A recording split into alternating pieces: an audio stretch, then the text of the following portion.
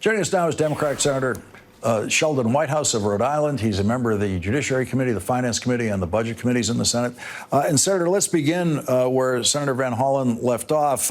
What is your view of where we are in what everyone is calling a potential constitutional crisis?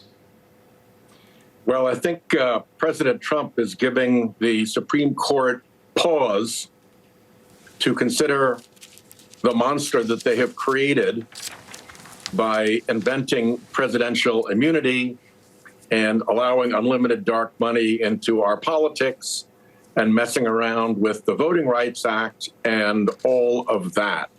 I think that there's some real hesitancy, and as you start to see 7-2 and 9-0 decisions, not tracking the familiar 6-3 split, you're going to see, I think, more and more hesitance from the Supreme Court. And of course, lower courts over and over again are standing up, doing their jobs, making legal decisions, and beginning to sanction the misconduct of Trump officials in their courtrooms. Donald Trump has said, he throws in every once in a while that he really respects the Supreme Court. He's said that within the last 24 hours. But one of the issues now is, what incentive does Donald Trump have to obey the Supreme Court or comply with the Supreme Court, since it appears he's already gotten everything he's ever wanted from this Supreme Court? He doesn't need them anymore. He may not need them anymore, but he still needs Republicans in Congress to continue to kowtow and bow down to him. And he's making it harder and harder for them with his rash statements, with his denial of due process, and deporting people to foreign prisons without any kind of hearing about whether they really are gang members, with the tariff warnings.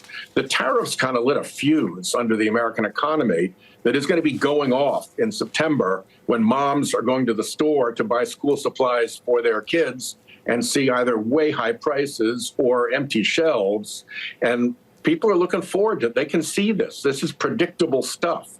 So you can continue to pile on and pile on and pile on. And at some point, Republicans will begin to say, OK, enough. And I think a direct flouting of a Supreme Court order would be that signal to many. And it only takes 4 in the House, and it only takes 4 in the Senate, and then the madness ends.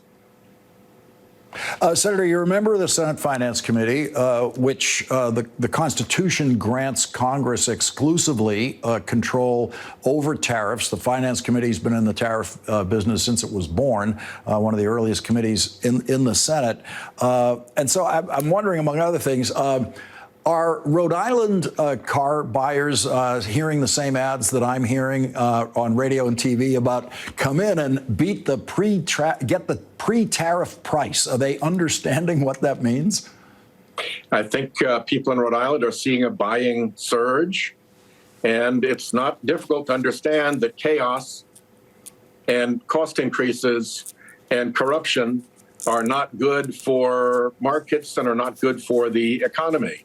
And the chaos you described of threatening the Federal Reserve chair and moving tariffs one way or the other, the cost increases, the tariffs are going to pound Americans with 145% tariffs on certain products. And then, you know, corruption is always a bad signal, but particularly the corruption of climate denial, which is sending homeowners insurance prices skyrocketing, in some cases more than the underlying mortgage payment. Florida's having a full-on meltdown with just property insurance. So people are not immune to seeing all of these economic threats and understanding that Trump's bad decision-making, his rash and vengeful and ignorant decision-making is what is behind this pain. Senator Sheldon Whitehouse, thank you very much for starting off our discussions tonight.